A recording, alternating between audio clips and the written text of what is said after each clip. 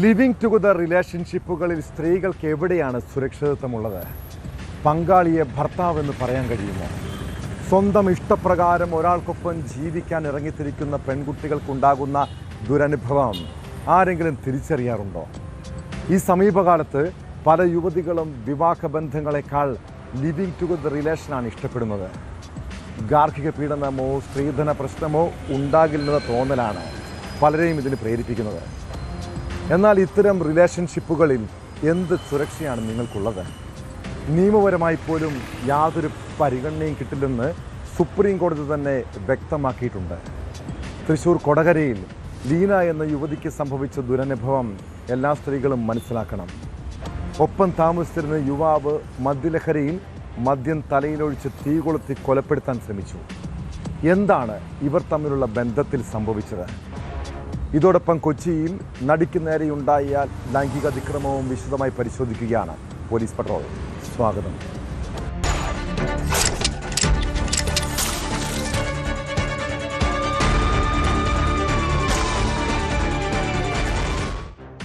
നമ്മുടെ നാട്ടിലെ പല പെൺകുട്ടികളും പറയുന്നത് അവർക്ക് കല്യാണമേ വേണ്ടെന്നാണ്. പകരം ഇഷ്ടപ്പെട്ട ആൾക്കൊപ്പം ലിവിങ് ടു ദ റിലേഷൻ. യാതൊരു കമ്മിറ്റ്മെൻറ്റ്സോ ബാധ്യതകളോ ഉത്തരവാദിത്വങ്ങളോ ഇല്ല. എന്നാൽ ഇത്തരം ബന്ധങ്ങളുടെ അപകടം പുതിയ തലമുറ മനസ്സിലാക്കണം കേട്ടോ. തൃശ്ശൂർ ആളൂരിൽ വീട്ടുകാരെ ഉപേക്ഷിച്ച് കാമുകനൊപ്പം ജീവിതം തുടങ്ങിയ ഒരു യുവതിയുടെ കഥയൊന്ന് കേൾക്കാം. അവളുടെ പേര് ലീന. കണ്ണൂർ സ്വദേശിനിയാണ്. ശാസ്താംകുന്ന് സ്വദേശി ശരത്തിനൊപ്പം ആളൂരിൽ വാടകയ്ക്ക് താമസിക്കുകയായിരുന്നു. അന്നു മുതൽ തുടങ്ങിയതാണ് അയാളുടെ ഉപദ്രവം. ലഹരിക്കടിമയായ ശരത്ത് പതിവായി യുവതി ഉപദ്രവിക്കും. കഴിഞ്ഞ രാത്രി ആൺസുഹൃത്ത് ലീനയുടെ തലവഴി മദ്യമൊഴിച്ച് തീ കൊളുത്തി കൊലപ്പെടുത്താൻ ശ്രമിച്ചു. ഗുരുതരമായി പരിക്കേറ്റ യുവതി ആശുപത്രിയിൽ ചികിത്സയിലാണ്. കേസിൽ ചാലക്കുടിയിൽ റെഡ് ചില്ലീസ് എന്ന പേരിൽ സ്പാ സെൻ്റർ നടത്തുന്ന ശരത്തിനെ പോലീസ് അറസ്റ്റ് ചെയ്തിട്ടുണ്ട്.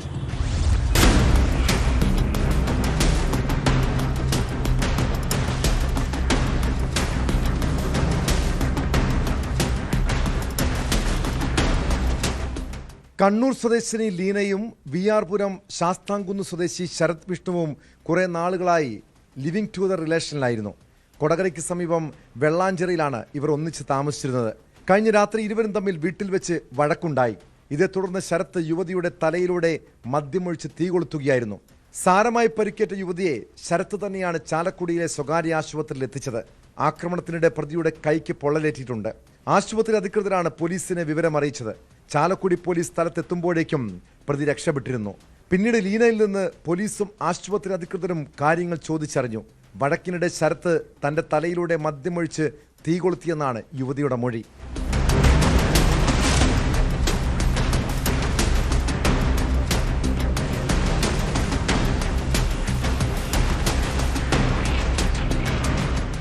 ലീന നൽകിയ വിവരത്തിന്റെ അടിസ്ഥാനത്തിൽ പ്രതിയുടെ ഫോൺ നമ്പർ കേന്ദ്രീകരിച്ച് പോലീസ് അന്വേഷണം നടത്തി. മണിക്കൂറുകൾക്കുള്ളിൽ തന്നെ ശരത്തിനെ ആളൂർ പോലീസ് അറസ്റ്റ് ചെയ്തു. മദ്യലഹരിയിൽ വീട്ടിൽ സ്ഥിരം പ്രശ്നങ്ങൾ ഉണ്ടാകാറുണ്ടെന്ന് യുവതി മൊഴി നൽകിയിട്ടുണ്ട്. ശരത്ത് ലഹരിക്കടിമയെന്നാണ് പോലീസ് നൽകുന്ന വിവരം. ഇയാൾ കൊലപാതകം ഉൾപ്പെടെ നിരവധി കേസുകളിൽ പ്രതിയാണ്. വയറിലും നെഞ്ചിലും ഉൾപ്പെടെ ഗുരുതരമായി പൊള്ളലേറ്റ ലീനയെ തൃശൂർ മെഡിക്കൽ കോളേജിലേക്ക് മാറ്റിയിരിക്കുകയാണ്.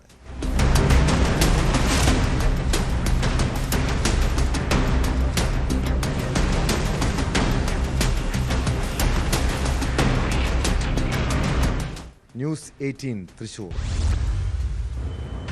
ചലച്ചിത്ര താരങ്ങളുടെ ആരാധനയും ഇഷ്ടവും പ്രണയവും ഒക്കെ ഉണ്ടാകുന്നത് സ്വാഭാവികമാണ്. ആ ഇഷ്ടം പല രീതിയിൽ പ്രകടിപ്പിക്കുന്നവരെ കാണാം. എന്നാൽ ചിലർ ആരാധന കാരണം താരങ്ങളുടെ പിന്നാലെ നടക്കും, അവരെ ശല്യം ചെയ്യും. കൊച്ചിയിൽ കഴിഞ്ഞ ദിവസം ഒരു നടിക്ക് നേരെ അതിക്രമം നടത്തിയ സംഭവത്തെ അത്ര നിസ്സാരമായി കാണാൻ കഴിയില്ല. കലൂർ സ്റ്റേഡിയത്തിന് സമീപം നടക്കാൻ ഇറങ്ങിയപ്പോഴാണ് യുവാവ് കടന്നു പിടിച്ചത്. നടിയുടെ പരാതിയിൽ കത്രിക്കടവ് സ്വദേശി വിപിൻ റോയിയെ പോലീസ് അറസ്റ്റ് ചെയ്തു. IT കമ്പനി മാനേജറായി വിപിൻ കുറച്ച് നാളുകളായി സോഷ്യൽ മീഡിയ വഴി നടിയെ ശല്യം ചെയ്തിരുന്നു. പിന്നീട് ഇൻസ്റ്റഗ്രാമിൽ ഇയാളെ നടി ബ്ലോക്ക് ചെയ്തതിൻ്റെ പ്രകോപനത്തിലാണ് അതിക്രമം കാട്ടിയതെന്നാണ് പ്രതിയുടെ മൊഴി.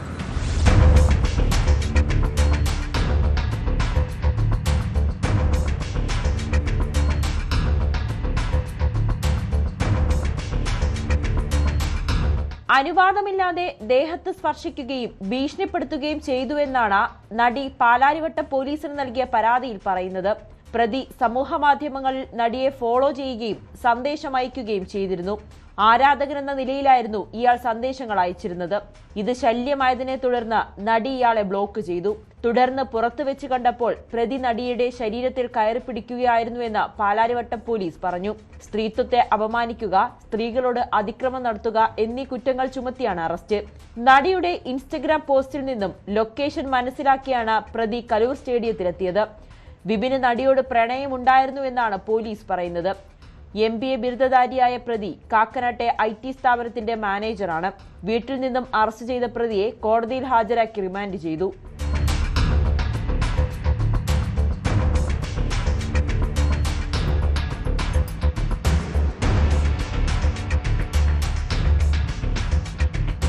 ന്യൂസ് 18 കൊച്ചി.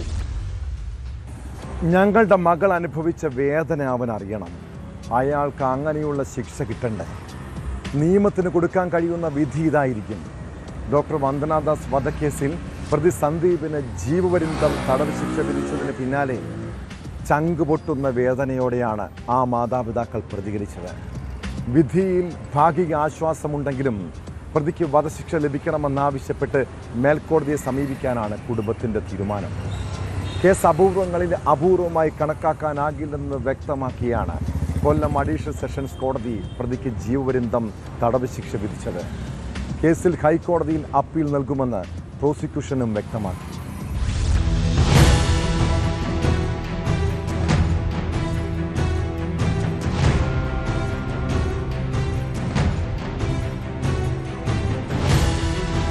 കേരളത്തിൽ നടുക്കിയ ഡോക്ടർ വന്ദനാദാസ് വധക്കേസിൽ ചുമത്തിയ പ്രധാന കുറ്റമായ കൊലപാതകം ഉൾപ്പെടെ തെളിയിക്കാൻ പ്രോസിക്യൂഷന് കഴിഞ്ഞതായി വ്യക്തമാക്കിയാണ് കോടതി ശിക്ഷ വിധിച്ചത്. ഗൂഢാലോചനയോ മുൻവൈരാഗ്യമോ ഇല്ലാത്ത സാഹചര്യത്തിൽ കേസ് അപൂർവങ്ങളിൽ അപൂർവം വിഭാഗത്തിൽപ്പെടുത്താൻ കഴിയില്ലെന്നായിരുന്നു കോടതിയുടെ നിരീക്ഷണം. ഇന്ത്യൻ ശിക്ഷാ നിയമത്തിലെ 302, 307, 326, 324, 323, 341, 201 എന്നീ വകുപ്പുകൾക്കൊപ്പം ആശുപത്രി സംരക്ഷണ നിയമത്തിലെ 3, 4 വകുപ്പുകൾ പ്രകാരമുള്ള കുറ്റങ്ങളും പ്രതി ചെയ്തതായി കോടതി കണ്ടെത്തിയിരുന്നു. തുടർന്നായിരുന്നു ശിക്ഷാവിധി.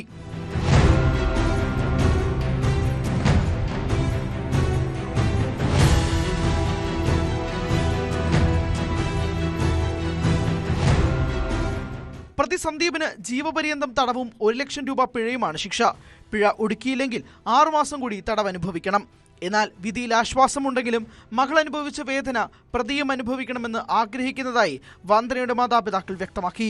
പ്രതിക്ക് വധശിക്ഷ ഉറപ്പാക്കാൻ മേൽക്കോടതിയെ സമീപിക്കുമെന്നും കുടുംബം പ്രതികരിച്ചു. എന്റെ മകൾ അനുഭവിച്ച വേദന അറിയണം. വേദന എന്താണെന്ന് അറിയണം. എന്റെ മകളുടെ ശരീരത്തിലെ 27 അതിന്റെ വേദന പ്രാണപുരങ്ങളിലൂടെ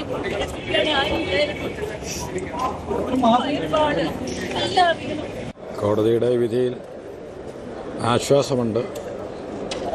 അത് തൽക്കാലം പറയാൻ സാധിക്കില്ല. കാരണം ചെയ്ത തെറ്റിന് പര്യാപ്തമായ ഒരു ശിക്ഷ കിട്ടിയിട്ടില്ല എന്ന് പൊതുസമൂഹത്തെ പോലെ തന്നെ ഞങ്ങളും മനസ്സിൽ കാണുന്നുണ്ട്. ബഹുമാനപ്പെട്ട സെഷൻസ് കോടതി ഈ പ്രതിക്ക് 30 വർഷത്തെ തടവും അതിനുശേഷം ലൈഫ് ടൈം ഇംപ്രിസൺമെൻറ്റും കൊടുത്തിട്ടുണ്ടെങ്കിൽ പോലും ഞങ്ങൾ പൊതുസമൂഹത്തെ പോലെ ഞങ്ങളും ഉദ്ദേശിച്ചത് ഈ ഒരു ശിക്ഷയല്ലായിരുന്നു. കാരണം അതിനുവേണ്ടി ഞങ്ങൾ കൂടുതൽ ശിക്ഷ പ്രതിക്ക് വാങ്ങിച്ചു കൊടുക്കുന്നതിന് വേണ്ടി പബ്ലിക് പ്രോസിക്യൂട്ടറായിട്ട് ആലോചിച്ച ശേഷം ഞങ്ങൾ മേൽക്കോടതിയിലേക്ക് പോകും എന്നുള്ളതാണ് ഞങ്ങളിപ്പോൾ പറയാനുള്ളത്. കേസിൽ നിന്ന് രക്ഷപ്പെടാൻ മാനസിക അസ്വസ്ഥതയുള്ളയാളാണെന്ന് പ്രതിഭാഗം വാദിച്ചെങ്കിലും ശാസ്ത്രീയ തെളിവുകളും ഡിജിറ്റൽ തെളിവുകളും നിരത്തി പ്രോസിക്യൂഷൻ ശക്തമായ വാദം നടത്തി. കേസിൽ വധശിക്ഷ നൽകണമെന്നായിരുന്നു പ്രോസിക്യൂഷന്റെ പ്രധാന ആവശ്യം. വിധി പ്രസ്താവം കൂടുതൽ പരിശോധിച്ച ശേഷം ബാക്കി കാര്യങ്ങൾ പറയാൻ സാധിക്കൂ. പ്രതി ജീവിതകാലം മുഴുവൻ ജയിൽ ശിക്ഷ അനുഭവിക്കേണ്ടി വരും. കേസിൽ ഹൈക്കോടതിയിൽ അപ്പീൽ നൽകുമെന്നും പ്രോസിക്യൂഷൻ പറഞ്ഞു. ഇന്ത്യൻ ശിക്ഷാ നിയമത്തിലെ 302 വകുപ്പ് പ്രകാരം 2 തരത്തിലുള്ള ശിക്ഷകളാണ് കോടതിക്ക് നൽകാൻ സാധിക്കുന്നത്. ഒന്ന് ജീവപര്യന്തം തടഞ്ഞ് കഴിഞ്ഞ തടവും, അതല്ലെങ്കിൽ അപൂർവമായ കേസാണെന്ന് കണ്ടെത്തി കഴിഞ്ഞാൽ അതിന് വധശിക്ഷയും കോടതിക്ക് അനുവദിക്കാൻ സാധിക്കുന്നതാണ്. ഇവിടെ ഇത് അപൂർവമായ കുറ്റകൃത്യമാണ് എന്ന് കോടതി കണ്ടെത്താത്ത സാഹചര്യത്തിലാണ് 302 പ്രകാരമുള്ള അടുത്ത ശിക്ഷയായ ജീവപര്യന്തം കഠിന തടവ് കോടതി ഉത്തരവുണ്ടായിട്ടുണ്ട്. ഫൈനിന്റെ കാര്യത്തിനകത്ത് ഇന്ത്യൻ ശിക്ഷാനിയമത്തിന്റെ 302 പ്രകാരം 1 ലക്ഷം രൂപ പിഴ കോടതി ഉത്തരവുണ്ടായിട്ടുണ്ട്. അത് കൂടാതെ മറ്റു വകുപ്പുകൾക്കും കോടതി പിഴ ഉത്തരവുണ്ടായിട്ടുണ്ട്. അപ്പീല് ഈ കേസിലെ പ്രതിക്ക് കോടതി ഉത്തരവിട്ടിരിക്കുന്ന ശിക്ഷ ശരി പോരാ എന്നുള്ള ഒരു ചിന്താഗതിയുടെ അടിസ്ഥാനത്തിൽ ശിക്ഷ വർദ്ധിപ്പിക്കണമെന്നുള്ള ഒരു അപ്പീൽ ഹൈക്കോടതിയിൽ ഫയൽ ചെയ്യാൻ വേണ്ടി പ്രോസിക്യൂഷന് റെക്കമെൻഡേഷൻ കൊടുക്കുന്നതാണ്. 2023 മെയ് 10 കൊട്ടാരക്കര താലൂക്ക് ആശുപത്രിയിൽ ഡ്യൂട്ടിക്കിടെ ഹൗസ് സർജനായിരുന്ന ഡോക്ടർ വന്ദനാദാസിനെ സർജിക്കൽ കത്രിക ഉപയോഗിച്ച് പ്രതി കുത്തിക്കൊലപ്പെടുത്തുകയായിരുന്നു. സർക്കാർ ആശുപത്രിയിൽ ഡ്യൂട്ടിക്കിടെ രോഗിയുടെ ആക്രമണത്തിൽ വനിതാ ഡോക്ടർ കൊല്ലപ്പെടുന്ന ആദ്യ സംഭവമായിരുന്നു ഇത്. കേസിൽ കൊല്ലം ജില്ലാ ക്രൈംബ്രാഞ്ച് ഡിവൈഎസ്പി MM ജോസ് കുറ്റപത്രം സമർപ്പിച്ചു. 70-ലേറെ സാക്ഷിമൊഴികൾ, 30-ൽ പരം തുണ്ടിമുതലുകൾ, 200-ലധികം രേഖകൾ എന്നിവയാണ് അന്വേഷണ സംഘം കോടതിയിൽ ഹാജരാക്കിയത്.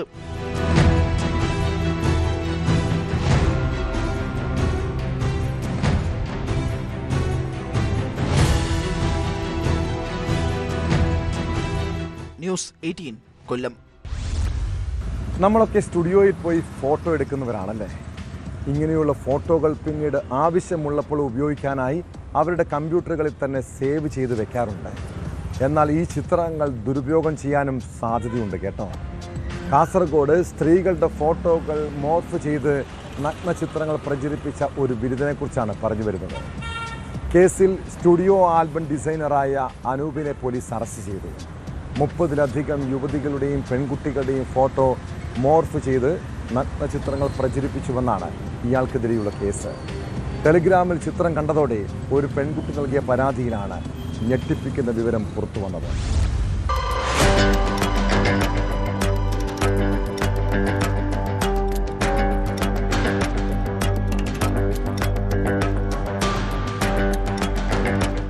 സ്റ്റുഡിയോ ആൽബം ഡിസൈനിങ്ങിന്റെ മറവിൽ യുവതികളുടെയും പെൺകുട്ടികളുടെയും ഫോട്ടോ മോർഫ് ചെയ്ത് നഗ്ന ചിത്രങ്ങളാക്കി ടെലിഗ്രാം ആപ്പ് വഴി പ്രചരിപ്പിച്ചുവെന്ന കേസിലാണ് പ്രതി പിടിയിലായത്. ആദൂർ പോലീസ് സ്റ്റേഷൻ പരിധിയിലെ ഇരയിണ്ണി സ്വദേശിയും ആൽബം ഡിസൈനറുമായ അനൂപിനെയാണ് കാസർഗോഡ് സൈബർ സെല്ലിന്റെ നേതൃത്വത്തിൽ അറസ്റ്റ് ചെയ്തത്. ഇത്തരത്തിൽ 30-ലധികം ഫോട്ടോകൾ മോർഫ് ചെയ്ത് നഗ്ന ചിത്രങ്ങളാക്കി പ്രതി ടെലിഗ്രാം ആപ്പ് വഴി പ്രചരിപ്പിച്ചുവെന്ന് പോലീസ് അന്വേഷണത്തിൽ കണ്ടെത്തി. പെൺകുട്ടികളുടെ ഇൻസ്റ്റാഗ്രാം അക്കൗണ്ടുകളിൽ നിന്ന് 32ഓളം പേരുടെ ഫോട്ടോകൾ കൈക്കലാക്കി അതുപയോഗിച്ചാണ് മോർഫ് ചെയ്ത ചിത്രങ്ങൾ ടെലിഗ്രാമിൽ പ്രചരിപ്പിച്ചിരുന്നത്. അനൂപിന്റെ അക്കൗണ്ടിലൂടെയാണ് ചിത്രങ്ങൾ പുറത്തുവന്നതെന്ന് പ്രാഥമിക അന്വേഷണത്തിൽ കണ്ടെത്തിയിരുന്നു. നമുക്ക് കിട്ടിയ പരാതി എന്ന് പറഞ്ഞു കഴിഞ്ഞാൽ ഈ പ്രദേശവാസികളുടെ തന്നെ ഫോട്ടോകൾ ഈ മോർഫ് ചെയ്തിട്ട് വിവിധ സമൂഹ മാധ്യമങ്ങളെ ഗ്രൂപ്പുകൾ പ്രചരിപ്പിക്കുന്നു. അതിനകത്ത് ആ നാട്ടുകാരായിട്ടുള്ള പെൺകുട്ടികളുണ്ട്.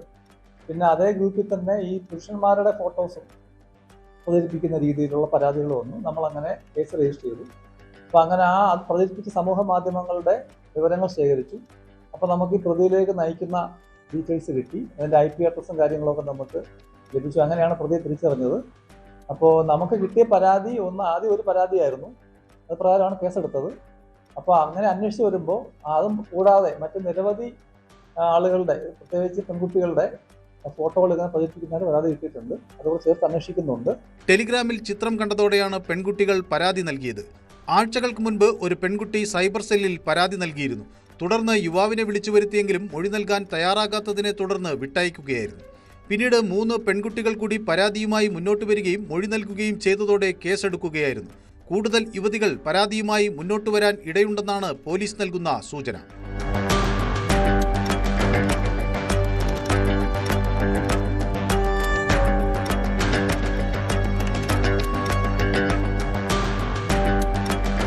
ന്യൂസ് 18 കാസർഗോഡ്. സാമ്പത്തിക ഇടപാടുകൾ സെറ്റിൽ ചെയ്യാൻ കൊട്ടേഷൻ, അതിൻ്റെ ഭാഗമായി തട്ടിക്കൊണ്ടുപോകൽ. കേരളത്തിലെ വടക്കൻ ജില്ലകളിൽ തട്ടിക്കൊണ്ടുപോകലും മർദ്ദനവുമൊക്കെ പതിവ് വാർത്തകളാണ്. മലപ്പുറം ചങ്ങരംകുളത്ത് യുവാവിനെ തട്ടിക്കൊണ്ടുപോയി കൊലപ്പെടുത്താൻ ശ്രമിച്ച കേസ് ഏറെ കോളിളക്കം സൃഷ്ടിച്ചിരുന്നു. എടപ്പാളിൽ നിന്ന് യുവാവിനെ തട്ടിക്കൊണ്ടുപോയി കൊലപ്പെടുത്താൻ ശ്രമിച്ച കേസിൽ പ്രതികൾ ഒടുവിൽ പിടിയിലായി. പ്രതികളെ വാഹനത്തിൽ പിന്തുടർന്ന് സാഹസികമായാണ് പോലീസ് പൊക്കിയത്. കേസിൽ ഒരാൾ കൂടി ഇനി പിടിയിലാകാനുണ്ട്.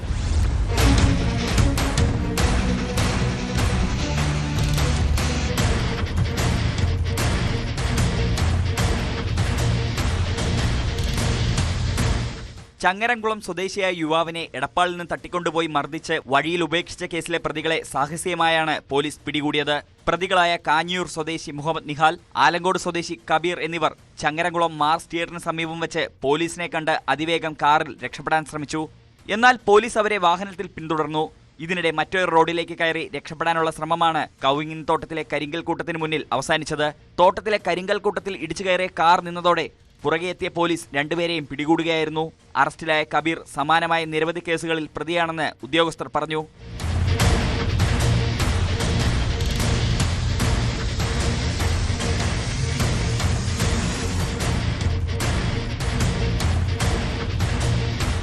മൂന്നുപേരടങ്ങുന്ന സംഘമാണ് കഴിഞ്ഞ മാസം എടപ്പാളിൽ നിന്ന് യുവാവിനെ തട്ടിക്കൊണ്ടുപോയത്. ക്രൂരമായ മർദ്ദനത്തിൽ ഗുരുതരമായി പരിക്കേറ്റ യുവാവിനെ പാലക്കാട് വട്ടക്കുന്നത്ത് ഉപേക്ഷിക്കുകയായിരുന്നു. പ്രതികളെ തിരിച്ചറിഞ്ഞെങ്കിലും കണ്ടെത്താൻ കഴിഞ്ഞിരുന്നില്ല. സംഭവത്തിൽ ഒരാളെ കൂടി പിടികൂടാനുണ്ടെന്ന് ഉദ്യോഗസ്ഥർ പറഞ്ഞു. ചങ്ങരംകുളം SI വിനു, സീനിയർ CPOമാരായ സുരേഷ്, ഉദയകുമാർ, നിതീഷ് വിശ്വനാഥ്, മണിരാജ്, CPOമാരായ റിനീഷ്, നിതിൻ എന്നിവരടങ്ങുന്ന സംഘമാണ് പ്രതികളെ പിടികൂടിയത്. അറസ്റ്റിലായ പ്രതികളെ പൊന്നാനി ജുഡീഷ്യൽ മജിസ്ട്രേറ്റ് കോടതിയിൽ ഹാജരാക്കി റിമാൻഡ് ചെയ്തു.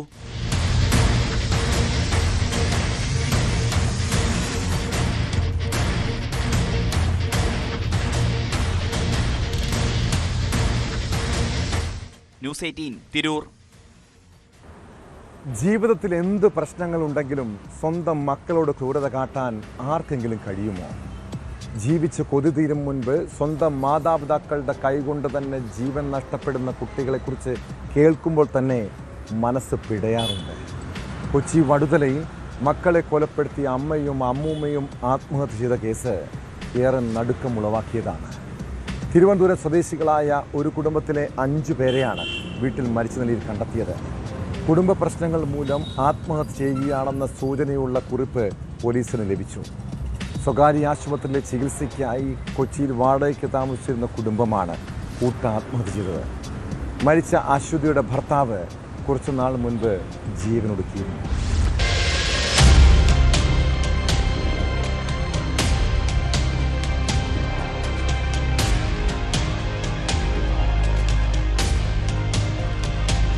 തിരുവനന്തപുരം വിളപ്പിൽശാല കാരോട് സ്വദേശികളായ ശ്രീകുമാരി, മകൾ അശ്വതി, അശ്വതിയുടെ 3 മക്കൾ എന്നിവരാണ് മരിച്ചത്. കുട്ടികൾക്ക് 14, 5, 2 എന്നിങ്ങനെയാണ് പ്രായം.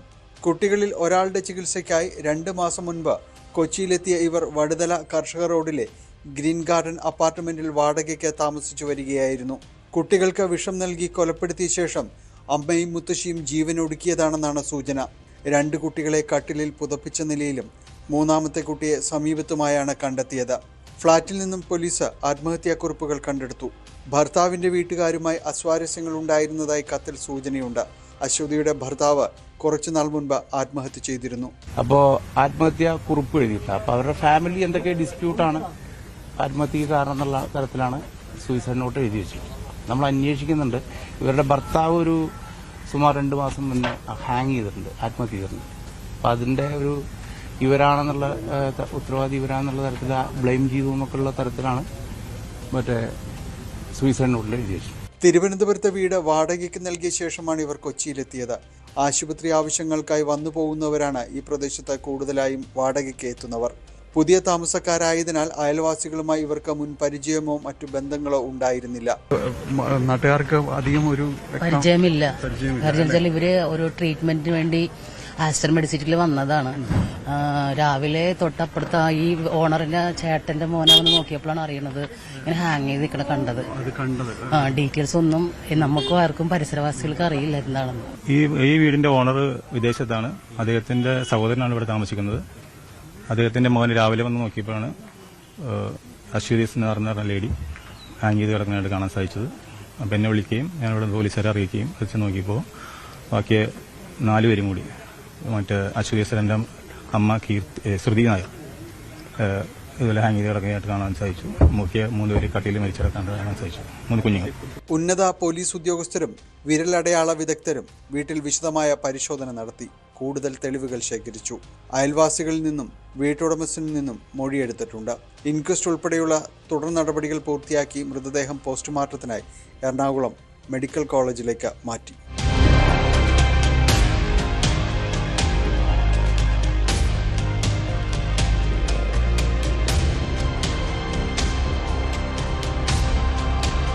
ന്യൂസ് 18 കൊച്ചി.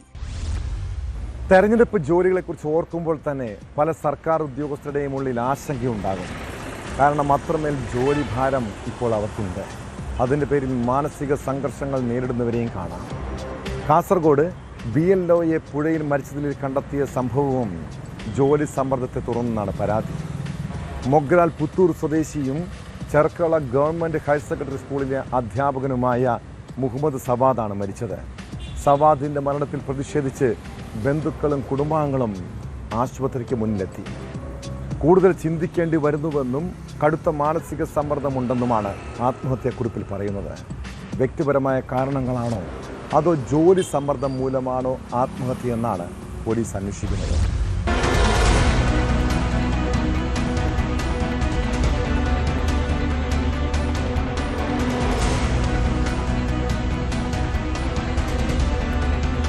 ശനിയാഴ്ച രാവിലെയാണ് സവാദിനെ വീടിന് സമീപത്തു നിന്ന് കാണാതായത്. തുടർന്ന് നടത്തിയ അന്വേഷണത്തിൽ മൊഗ്രാൽ കടവത്തുപുഴയിൽ അവശനിലയിൽ കണ്ടെത്തുകയായിരുന്നു. ഉടൻ തന്നെ നാട്ടുകാരും രക്ഷാപ്രവർത്തകരും ചേർന്ന് കരക്കെത്തിച്ച് കാസർഗോഡ് ജനറൽ ആശുപത്രിയിൽ എത്തിച്ചുവെങ്കിലും ജീവൻ രക്ഷിക്കാനായില്ല. സവാദിന്റെ മരണത്തിൽ പ്രതിഷേധിച്ച് ബന്ധുക്കളും കുടുംബാംഗങ്ങളും ആശുപത്രിക്ക് മുന്നിൽ പ്രതിഷേധവുമായി രംഗത്തെത്തി.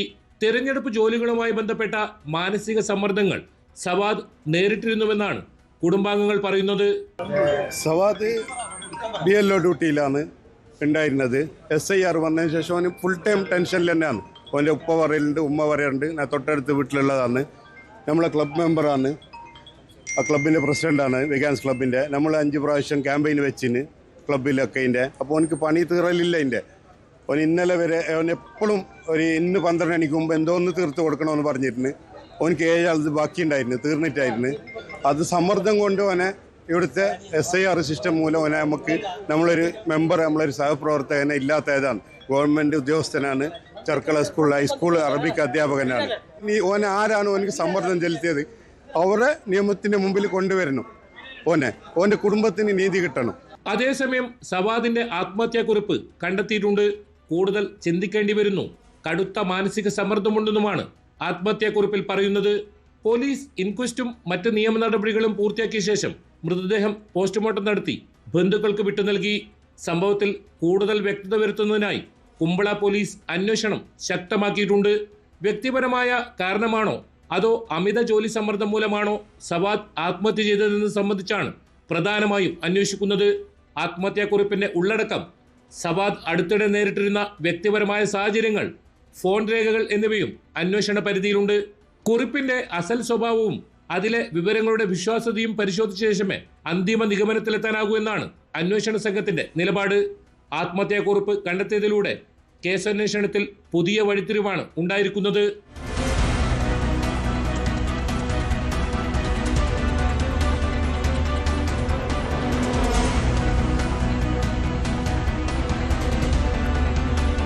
സവാദ് മികച്ച രീതിയിൽ പ്രവർത്തിച്ച ബൂത്ത് തല ഉദ്യോഗസ്ഥനാണെന്ന് ജില്ലാ കലക്ടർ വ്യക്തമാക്കി.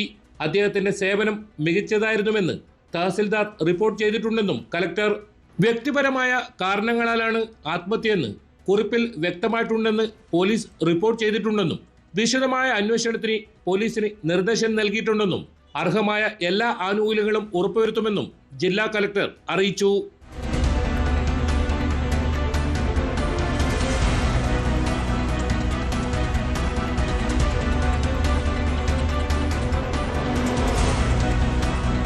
ന്യൂസ് 18 കാസർഗോഡ്.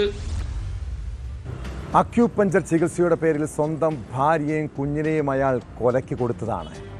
തൃശ്ശൂർ ചാവക്കാട്ടെ മുക്സീന എന്ന യുവതിയുടെ മരണം 6 മക്കൾക്കാണ് അമ്മയെ ഇല്ലാതാക്കിയത്. സംഭവത്തിൽ യുവതിയുടെ കുടുംബം പരാതി നൽകിയതോടെ അക്യൂപഞ്ചറിസ്റ്റായ ഭർത്താവ് ഇബ്രാഹിമിനെ പോലീസ് അറസ്റ്റ് ചെയ്തു. മനഃപൂർവ്വമല്ലാത്ത നരഹത്യാ കുറ്റം ചുമത്തിയാണ് പോലീസിൻ്റെ നടപടി. പ്രസവശേഷമുള്ള പരിചരണമില്ലായ്മയാണ് മരണകാരണമെന്ന് പോസ്റ്റ്മോർട്ടം റിപ്പോർട്ടിൽ പറയുന്നുണ്ട്.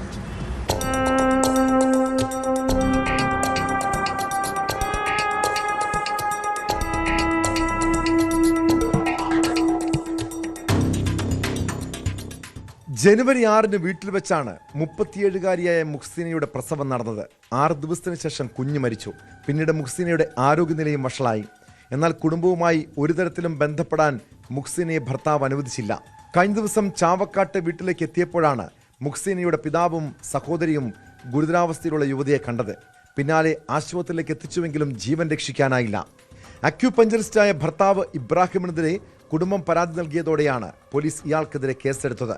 തുടർന്ന് മനഃപൂർവ്വമല്ലാത്ത നരഹത്യാ കുറ്റം ചുമത്തി ഭർത്താവിനെ അറസ്റ്റ് ചെയ്തു. വിശദമായി ചോദ്യം ചെയ്തതിനു ശേഷമാണ് ഇബ്രാഹിമിന്റെ അറസ്റ്റ് രേഖപ്പെടുത്തിയത്.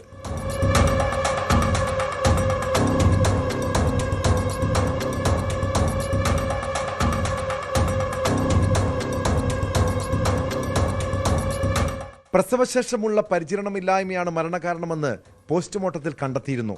നവജാത ശിശുവിന്റെ മൃതദേഹം പുറത്തെടുത്ത് പരിശോധന നടത്താനും പോലീസ് സർജൻ ശുപാർശ ചെയ്തിട്ടുണ്ട്. അക്യൂപഞ്ചറിസ്റ്റായ യുവതിയാണ് മുഹ്സീനെ ചികിത്സിച്ചതെന്നും വിവരമുണ്ട്. ഇവരെ കേന്ദ്രീകരിച്ചും അന്വേഷണം നടക്കുകയാണ്.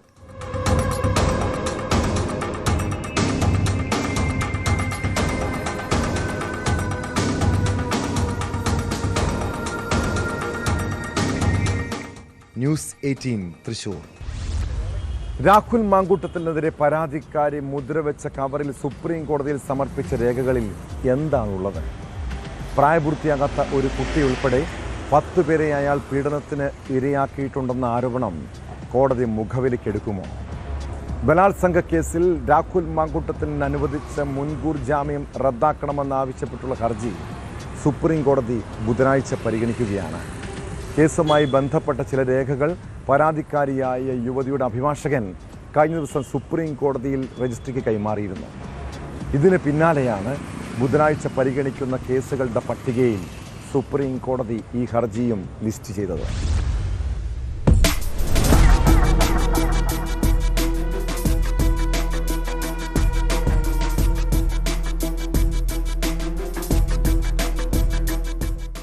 രാഹുൽ മാങ്കൂട്ടത്തിലിന്റെ മുൻകൂർ ജാമ്യം റദ്ദാക്കണമെന്നാവശ്യപ്പെട്ട് ആദ്യ പരാതിക്കാരിയാണ് സുപ്രീം കോടതിയിൽ ഹർജി ഫയൽ ചെയ്തിരിക്കുന്നത്. കഴിഞ്ഞ ദിവസമാണ് പരാതിക്കാരിയുടെ അഭിഭാഷകൻ KR സുഭാഷ് ചന്ദ്രൻ മുദ്രവെച്ച കവറിൽ ചില രേഖകൾ കോടതിക്ക് കൈമാറിയത്. എന്നാൽ മുദ്രവെച്ച കവറിലെ രേഖകൾ എന്താണെന്ന് വ്യക്തമല്ല. മുൻകൂർ ജാമ്യം റദ്ദാക്കണമെന്നാവശ്യപ്പെട്ട് നൽകിയ ഹർജിയിൽ രാഹുൽ മാങ്കൂട്ടത്തിനെതിരെ ഗുരുതരമായ ആരോപണങ്ങളാണ് പരാതിക്കാരി ഉന്നയിച്ചിരിക്കുന്നത്. പ്രായപൂർത്തിയാകാത്ത ഒരു കുട്ടി ഉൾപ്പെടെ 10 പേരെ പീഡനത്തിന് ഇരയാക്കിയിട്ടുണ്ടെന്ന പരാതി നിലവിലുണ്ടെന്നാണ് ഹർജിയിൽ ആരോപിക്കുന്നത്. ജസ്റ്റിസുമാരായ MM സുന്ദരേഷ്, NK സിംഗ് എന്നിവരടങ്ങിയ ബെഞ്ചാണ് ഹർജി പരിഗണിക്കുന്നത്.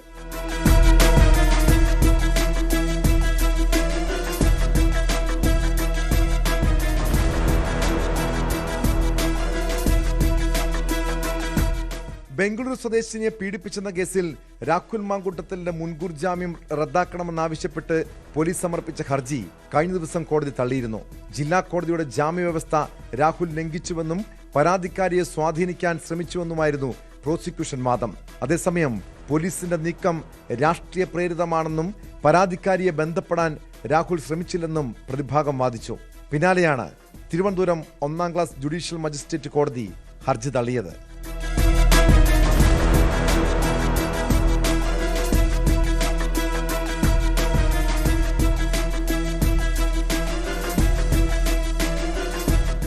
ന്യൂസ് 18 തിരുവനന്തപുരം. മലപ്പുറം വളാഞ്ചേരി കേന്ദ്രീകരിച്ച് വിദ്യാർത്ഥികൾക്കും യുവാക്കൾക്കുമിടയിൽ ലഹരി വിൽപ്പന സജീവമാണ്. ഇതര സംസ്ഥാനങ്ങളിൽ നിന്ന് ഏജന്റുമാർ വഴിയാണ് മയക്കുമരുന്നും കഞ്ചാവും ഇവിടെ എത്തിക്കുന്നത്. വളാഞ്ചേരിയിൽ സ്കൂൾ കേന്ദ്രീകരിച്ച് ലഹരി വിൽപ്പന നടത്തി വന്ന ഇതര സംസ്ഥാന തൊഴിലാളിയെ പിടികൂടിയപ്പോഴാണ് ഈ വിവരങ്ങൾ പുറത്തു വന്നത്. ബംഗാൾ സ്വദേശി ചന്ദ്രഗന്ധയെ വളാഞ്ചേരി പോലീസും ഡാൻസ് ഓഫ് സംഘവും ചേർന്നാണ് പിടികൂടിയത്. കേസിൽ കൂടുതൽ അറസ്റ്റ് ഉണ്ടാകുമെന്നാണ് പോലീസ് നൽകുന്ന വിവരം.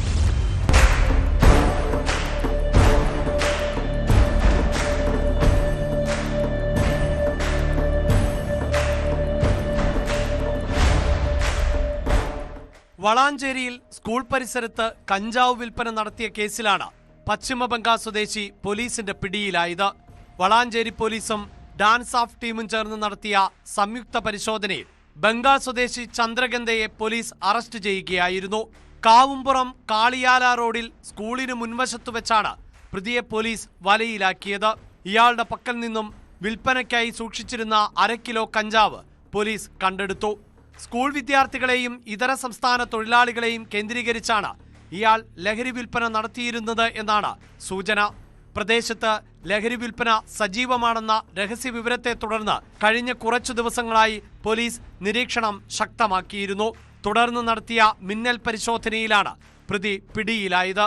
ലഹരി മാഫിയക്കെതിരായ നടപടികൾ വരും ദിവസങ്ങളിലും കർശനമായി തുടരുമെന്ന് വളാഞ്ചേരി പോലീസ് അറിയിച്ചു.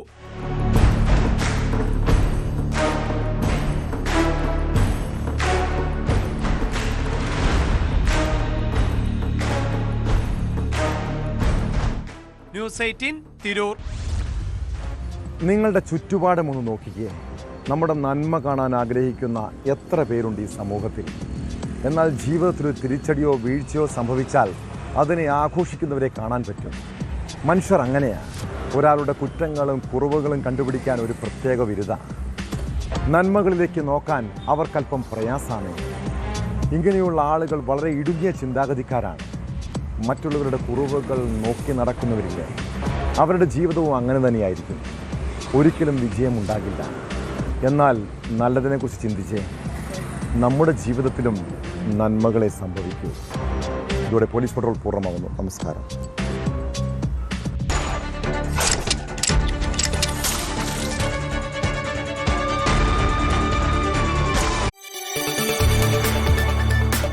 കൂടുതൽ വാർത്തകൾക്ക് news 18 Keralam YouTube channel subscribe ചെയ്യുക.